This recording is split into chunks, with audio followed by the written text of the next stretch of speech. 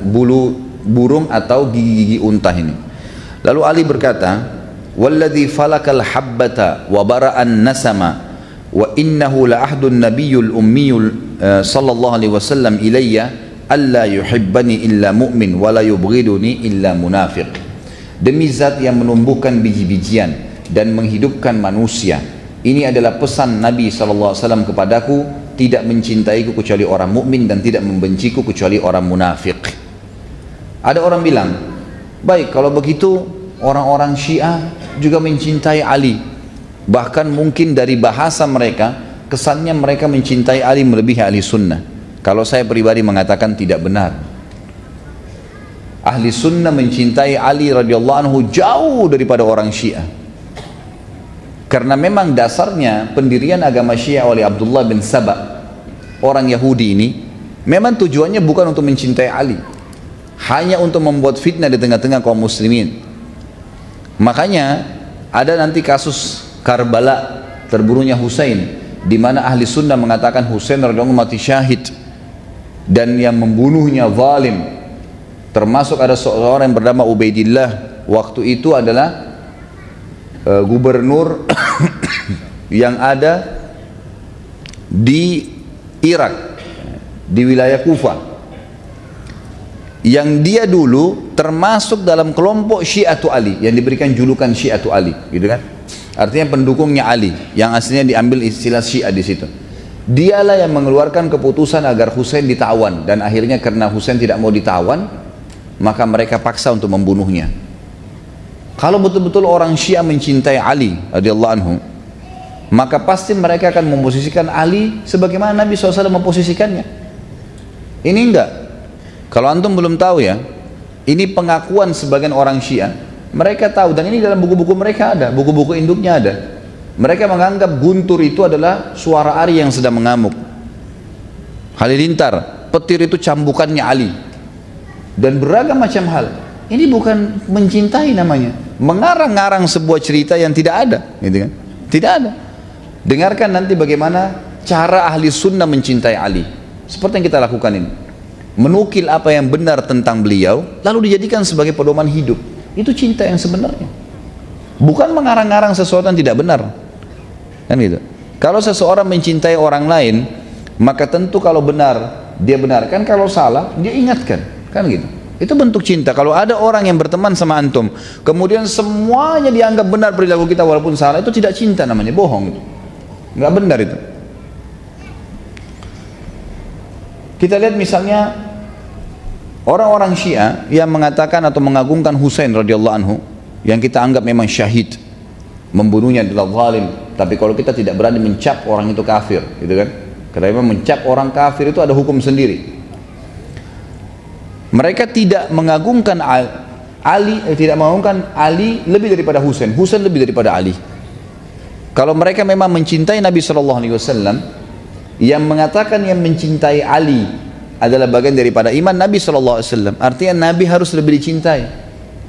Posisinya sekarang tidak seperti itu. Bahkan lahir di kelompok Syiah namanya Syiah Gulat. Cirinya kalau mereka mau salam, mereka tepuk paha mereka sambil mengatakan Khanal Amin, Khanal Amin, telah berkhianat Jibril. Mestinya wahyu turun kepada Ali bukan kepada Muhammad sallallahu alaihi wasallam. Ini ngawurin. Ini sudah di mana pemahamannya gitu? Jauh sekali. Nah, saya ingin titik beratkan di sini bagaimana ahli sunnah mencintai Ali yang sebenarnya. Kita lihat sekarang poin demi poin, kita akan jelaskan bagaimana ahli sunnah menukil dengan fair, dengan apa adanya riwayat kebaikan-kebaikan Ali radhiyallahu anhu, dan kita selalu bertaraddi mengatakan radhiyallahu anhu dan juga kepada seluruh sahabat tidak terkecuali, dan kita mengambil hal-hal yang sangat positif dari mereka untuk kita jadikan sebagai suri tauladan. Nabi SAW ini juga masuk dalam kelebihan yang ketujuh ya. Tadi mencintai Ali itu adalah bagian daripada iman. Kelebihan yang ketujuh ditungkil oleh penulis di sini adalah bagaimana Nabi SAW mendidik Ali secara langsung, dan ini sering kali terjadi hampir di setiap lini kehidupan Ali radhiyallahu anhu, dan semua sahabat tidak seperti ini. Sahabat kadang-kadang momen-momen tertentu, Karena Ali tinggal di rumah Nabi SAW sebelum menikah, dan setelah menikah pun menikahnya dengan Fatimah, anak Nabi SAW, maka otomatis interaksinya akan sering. Dinukil oleh penulis riwayat Bukhari nomor 3705 dan Imam Muslim 2727 dan Imam Ahmad di nomor 136, pernah Fatimah datang kepada Nabi SAW pada saat ada beberapa budak harta rampasan perang, lalu berkata, ya Rasulullah, lihatlah tanganku sampai sakit seperti ini, kemudian karena aku mencuci pakaian Ali dan Hasan Husain serta mengurus rumah, Ali pun sibuk punya kegiatan-kegiatan, bolehkah anda menghadiahkan kepada saya satu orang budak saja yang membantu saya di rumah? Nabi SAW waktu itu mendiamkan, dan Aisyah pun dan Fatimah pun pulang ke rumahnya. Kata Ali, pada saat kami akan tidur berbaring dia dengan Fatimah, tiba-tiba Nabi SAW mengetuk pintu rumah kami, kemudian duduk di antara kami, duduk di antara Ali dengan Fatimah, dan kami masih bisa merasakan dingin telapak kaki beliau karena waktu itu musim dingin dan malam hari Nabi SAW datang. Kemudian berkata, ya, pada saat itu, ala uallimukuma khairan mimma sa'altumani idza akhadtuma madaji'ahuma tukabbirani arba'an wa thalathin wa tusabbihani thalathan wa thalathin wa tahmadani thalathan wa thalathin fa huwa khairun lakuma min khadim. Maukah kalian berdua aku ajarkan sesuatu yang lebih baik daripada apa yang kalian minta? Kalian berdua minta pembantu tadi, ada yang lebih baik daripada pembantu. Nabi SAW didik mereka secara langsung, gitu kan? Jika kalian berdua hendak tidur, maka bertasbihlah, bacalah ya, Allahu Akbar sebanyak 34 kali, bertakbirlah 34 kali, kemudian bertasbihlah Subhanallah 33 kali, kemudian bertahmidlah Alhamdulillah 33 kali.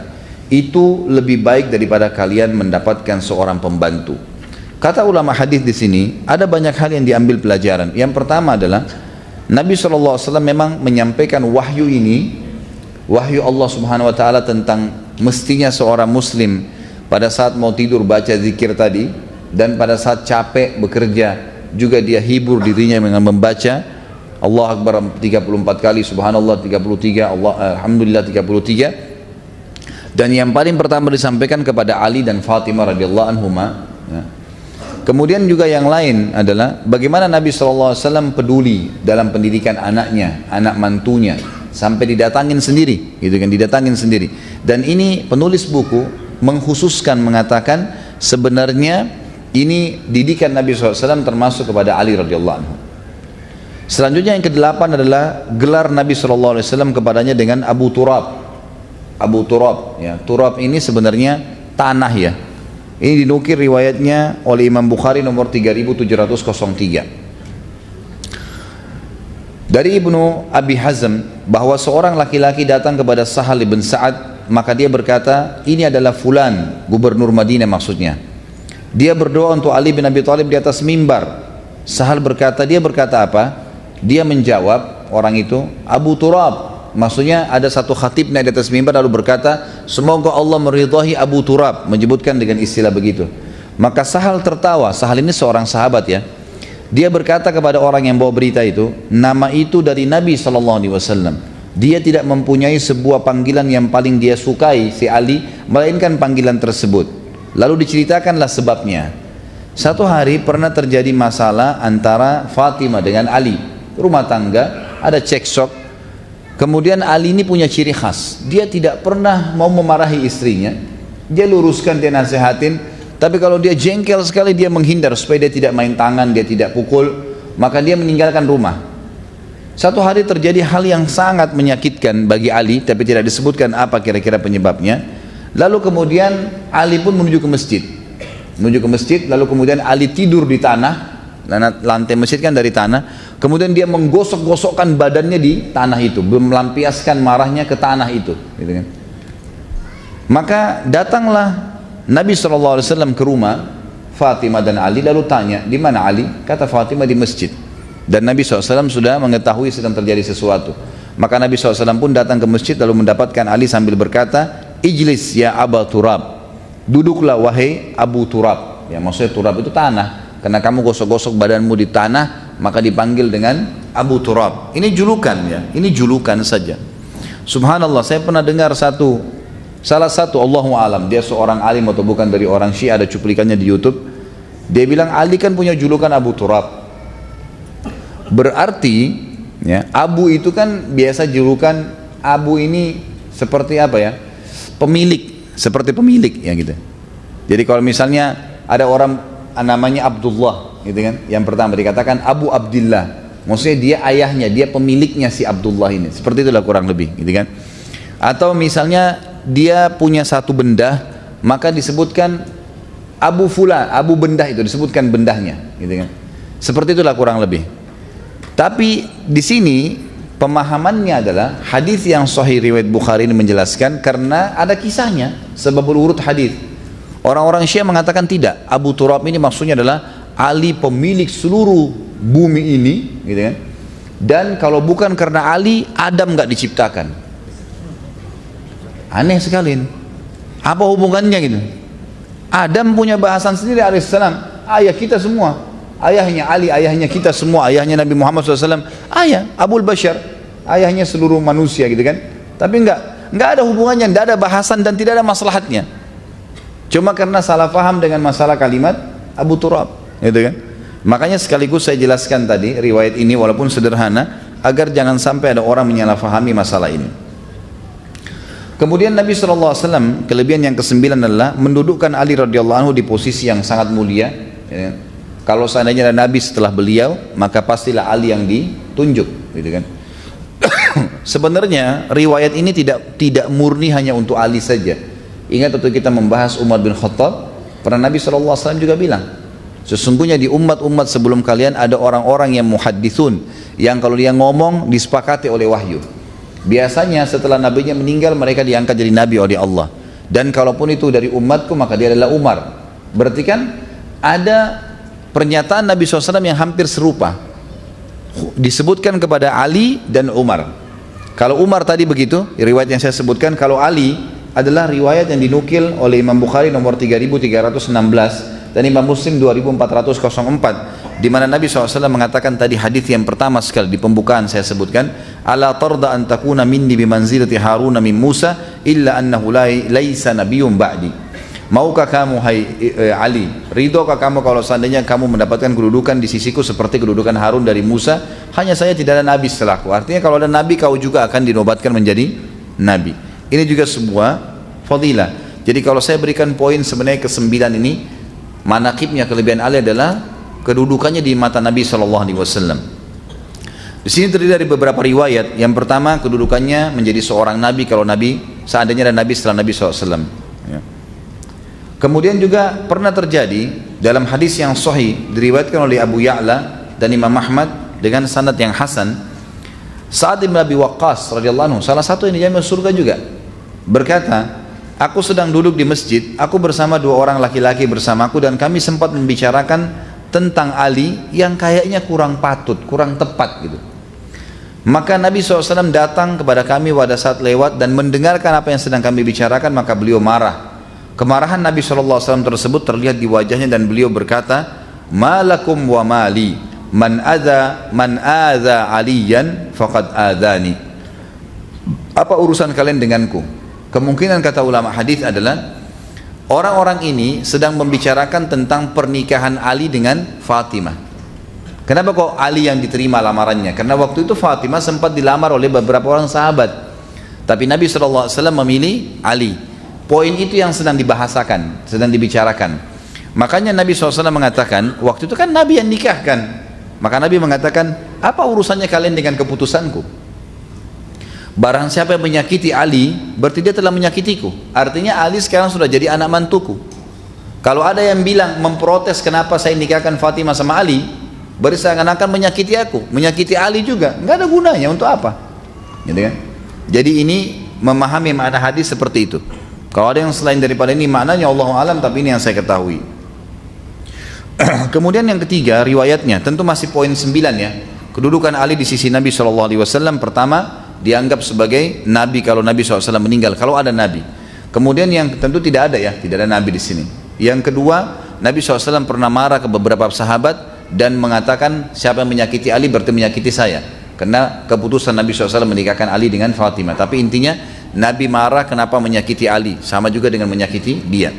Yang ketiga riwayat Abu Bakar radhiyallahu anhu, sahabat Nabi yang mulia yang masyhur, yang sudah kita pernah bahas kehidupannya beliau.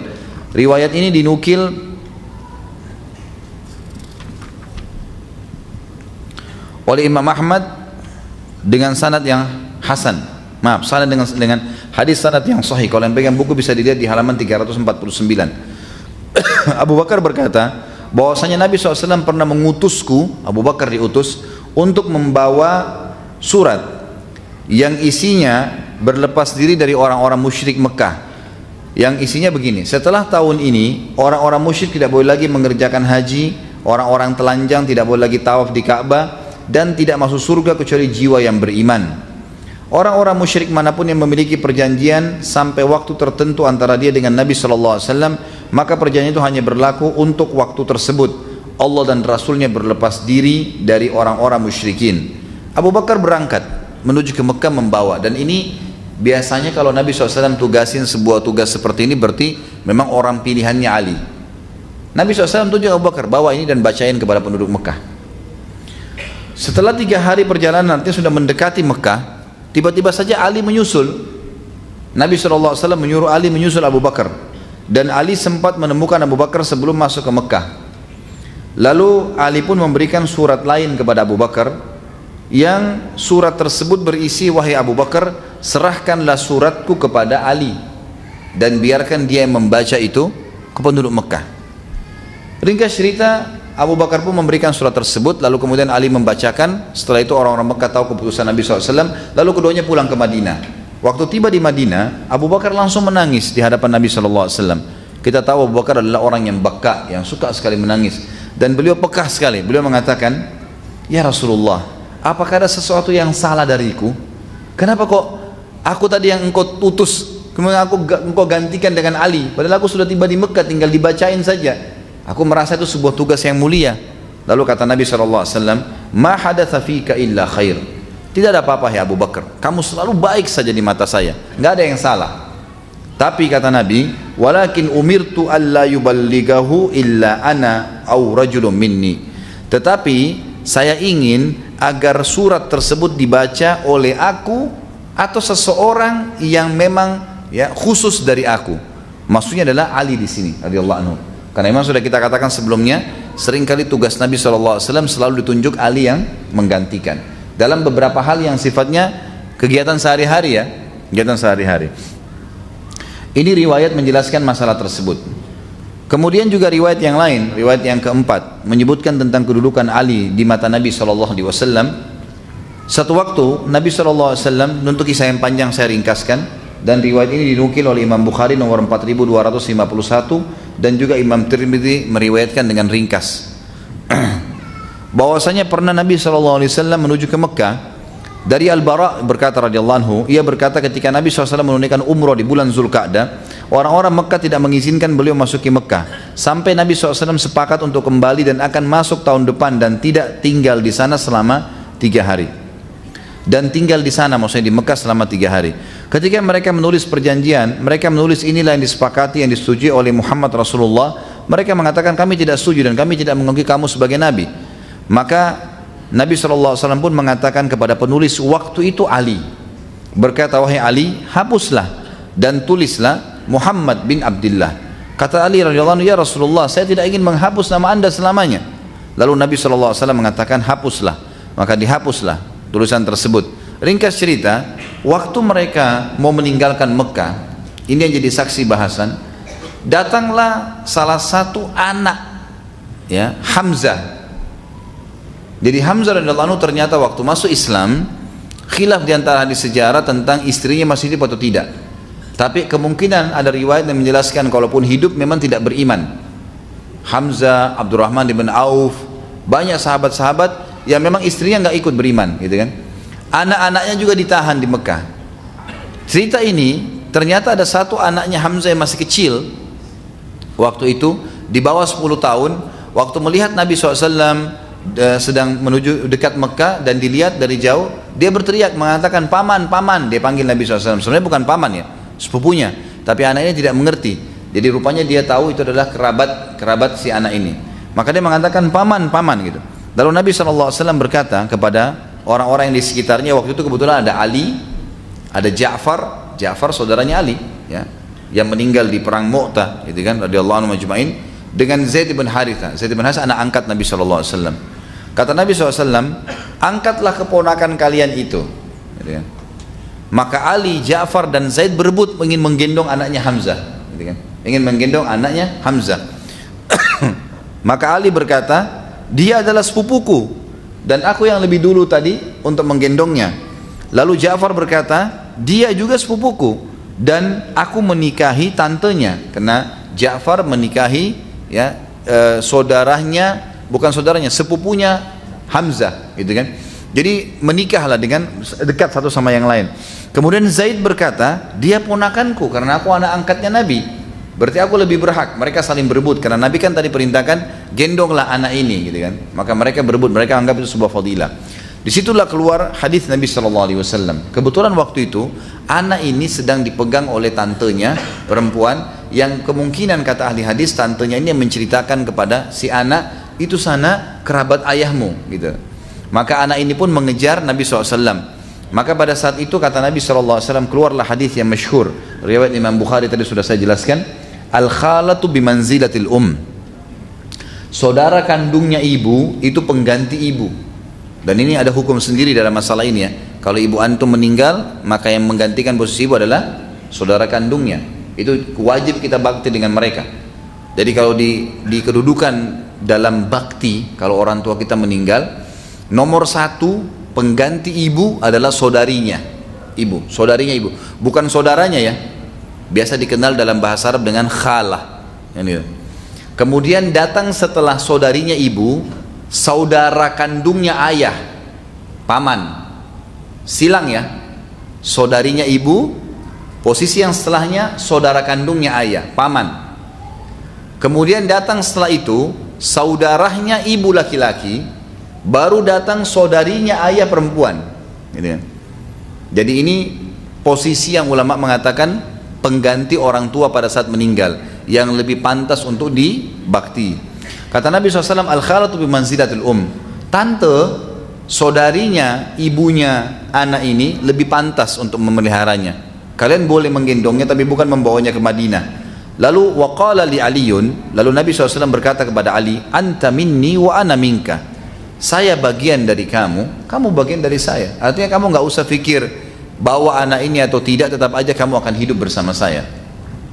Wa qala li Ja'far, dan Nabi SAW berkata kepada Ja'far saudaranya Ali, ashbahta khalqi wa khuluqi, kamu juga nggak usah khawatir karena kamu orang yang paling mirip secara fisik dengan saya dan secara akhlak.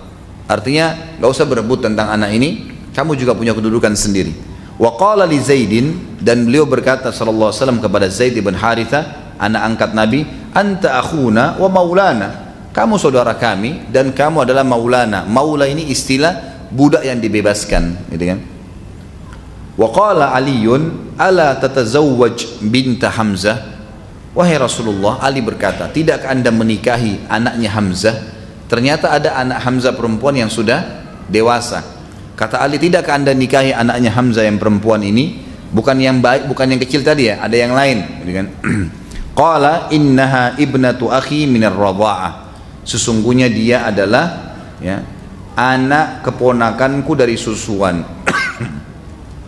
Tapi saksi bahasan kita adalah bagaimana Nabi SAW mengatakan pada Ali, anta minni wa ana minka. Ada riwayat yang lain menunjukkan kedudukan Ali radhiyallahu anhu di mata Nabi SAW, dan itu subhanallah dinukil oleh Muawiyah bin Abi Sufyan. Ini keadilan ahli sunnah wal jamaah, kita mengangkat semua riwayat dan tidak ada yang kita benci. Muawiyah radhiyallahu anhu seorang sahabat yang mulia, dan juga ini masih sepupu Nabi SAW karena ayahnya Abu Sufyan, ketemu tetap sama-sama di Quraisy, gitu kan.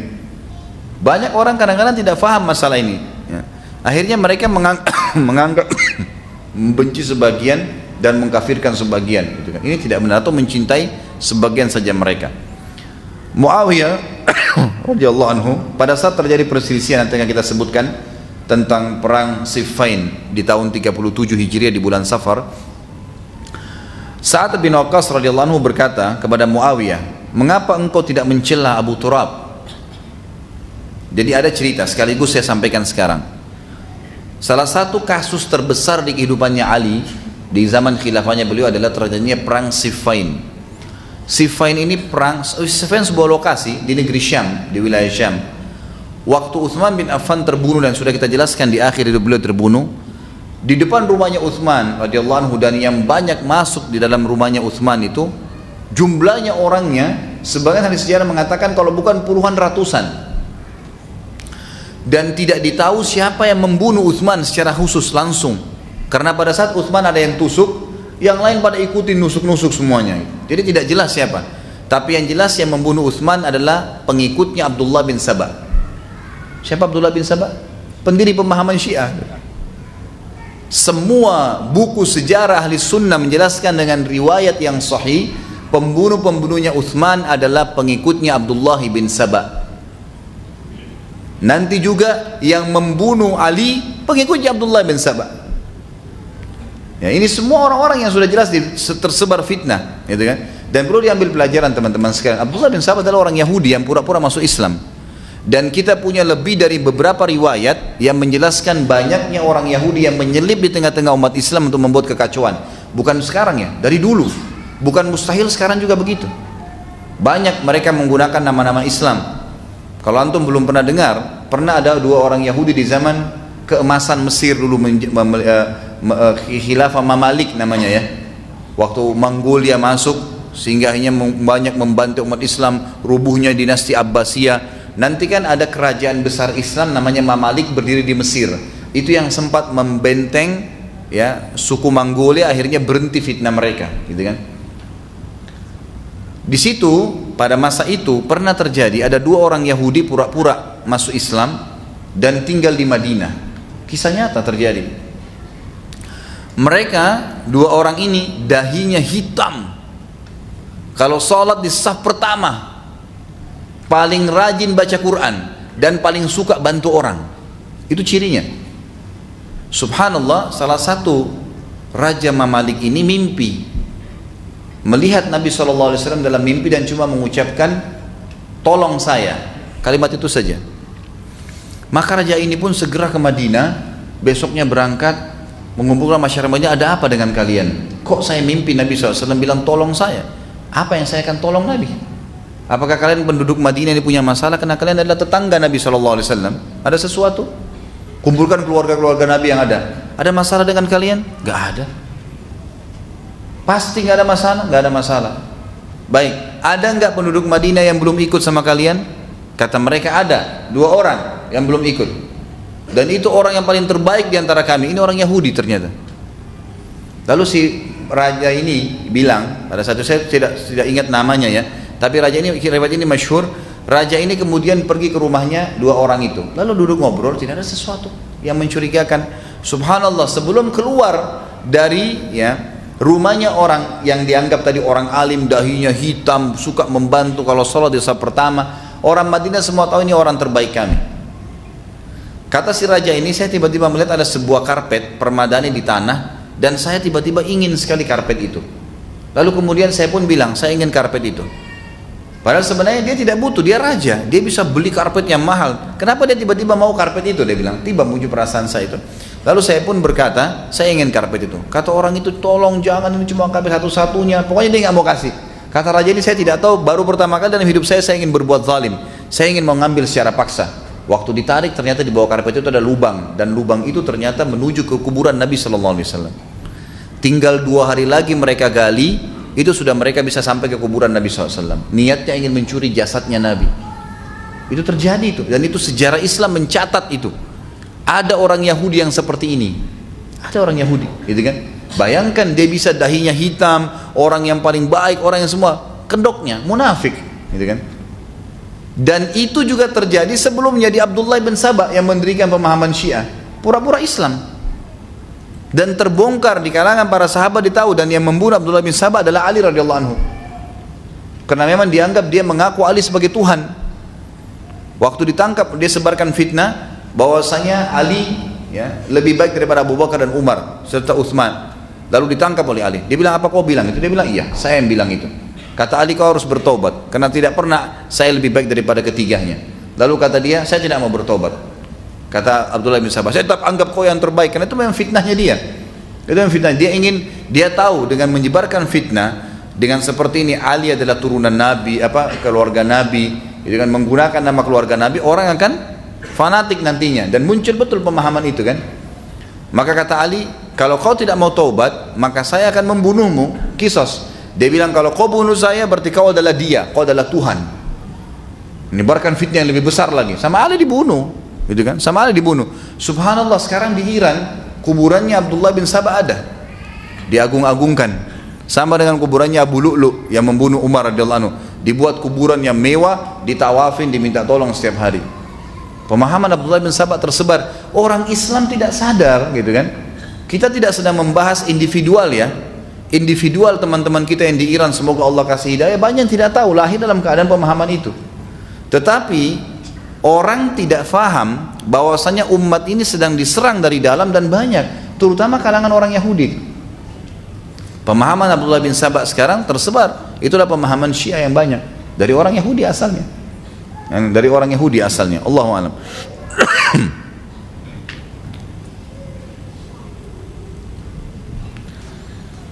Muawiyah radhiyallahu anhu pada saat itu waktu Utsman terbunuh, dia keluar dari negeri Syam, dari wilayah dia, karena dia gubernur.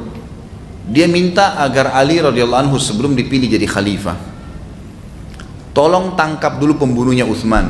Ini fitnah besar terjadi, jangan biarin ini terjadi.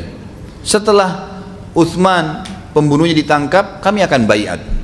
Ini yang disepakati ahli sunnah wal jamaah, disebutkan dalam hampir semua buku-buku sejarah kita, hampir semua buku-buku hadis kita menukil riwayat ini, mengatakan bahwasanya Muawiyah waktu itu tidak ingin memerangi Ali. Lalu kemudian Ali pun keluar ke negeri Syam, niatnya untuk berdiskusi dan berdialog dengan Muawiyah, dan itu jelas dalam suratnya Ali yang mengatakan, wahai Muawiyah, kau baiat dulu aku, setelah itu kita cari pembunuhnya Utsman, karena kalau tidak ada pembaiatan bahaya. Nggak ada khalifah, susah untuk menangkap siapa pembunuhnya. Pembunuhnya banyak ini, pembunuhnya banyak, gitu kan. Akhirnya kedua belah pihak sepakatlah dengan itu.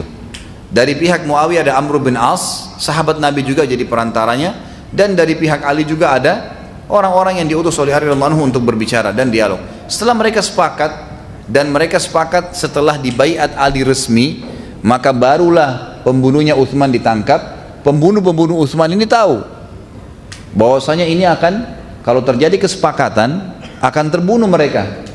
Dan nanti akan saya jelaskan, sebelumnya ada perang Jamal, nanti akan ada perang Jamal, kita akan bahas insya Allah. Maka sebelumnya juga sama, mereka buat kekacauan. Pengikutnya Abdullah bin Sabah ini memang mengacaukan di dalam. Mereka pada saat Ali sama Muawiyah sudah mau sepakat, maka mereka pagi hari membuat pasukan menyerang, melempar anak panah ke kemahnya Ali, dan di kemahnya Ali juga dilempar panah ke kemahnya Muawiyah, padahal ini kelompok ini saja.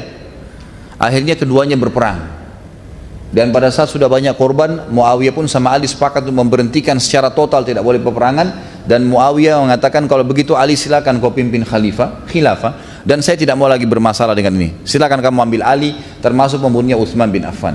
Seperti itu gambarannya. Itu yang sebenarnya terjadi pada saat perang Siffin. Waktu Ali masih sementara dialog dengan Muawiyah, sempat saat Ibn Abu Waqqas datang, sahabat Nabi yang nanti masuk surga, berkata kepada Muawiyah, mendatangi, wahai Muawiyah, kenapa kau tidak mencela Abu Turab? Kenapa kau tidak bilang Muawiyah itu, Ali itu salah, Ali itu begini? Kenapa kau tidak celah dia? Dan ini pemahaman yang real, riwayat yang sebenarnya. Memang dalam pemahaman ahli sunnah wal jamaah, sahabat tidak saling mencaci maki. Bagaimana bisa sekarang ada orang yang datang mencaci maki sahabat-sahabat ini dan menyalahkan mereka? Apa kata Muawiyah saat menjawab, mengapa kau tidak celah Abu Turab? Saat menjawab, mohon maaf, Muawiyah menjawab, selama aku teringat 3 perkara yang diucapkan Rasulullah SAW kepada Ali, maka aku tidak akan pernah mencelahnya, tidak mau menyalahkannya. Hanya saja aku ingin menuntut haknya sepupuku, Karena Muawiyah sama Utsman sepupu, ibu sama ibunya saudara gitu kan. Saya hanya mau nuntut darahnya sepupuku, ditangkap pembunuhnya baru. Tapi selama saya tahu riwayat ini, artinya saya tidak akan mungkin menyalahkan Ali.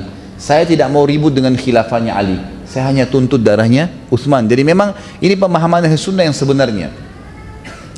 Seandainya aku, kata Muawiyah, selama aku mengingat 3 hal perkara yang diucapkan Rasulullah SAW kepada Ali, maka aku tidak akan pernah bisa mencelahnya dan aku tidak akan pernah mau menyalahkannya. Seandainya aku memiliki salah satu saja dari 3 itu, aku pasti lebih suka daripada unta merah, kata Muawiyah. Jadi Muawiyah sendiri dalam posisi memuji Ali radhiyallahu anhu, tidak permasalahkan masalah khilafahnya.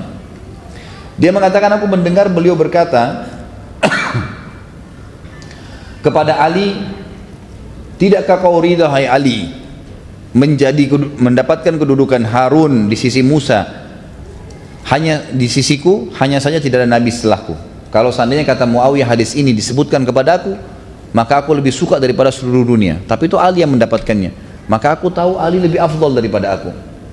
Yang kedua, aku mendengarkan Nabi SAW juga bersabda di perang Khaybar, nanti kita jelaskan di kancah peperangan Ali, la utiyanna rayata rajulan yuhibbullaha wa rasulah wa yuhibbullahu wa rasuluh, qala fatatawalna laha faqala ud'u li aliyan. Nanti akan riwayat panjangnya ya. Aku menyerahkan panji kepada seseorang besok, jadi setelah mengepung Khaybar selama 43 hari dan belum menembus Khaybar, maka Nabi SAW mengatakan, aku akan memberikan panji kepada seorang laki-laki yang mencintai Allah dan Rasulnya, dan Allah dan Rasulnya juga mencintainya. Maka keesokan paginya Nabi SAW memanggil Ali, dan ini sebuah fadilah. Muawiyah mengakui itu. Yang ketiga adalah ketika turunnya firman Allah Ali Imran ayat 61, a'udzubillahi minasyaitonirrajim, faqul ta'alu nad'u abna'ana wa abna'akum, al-ayah.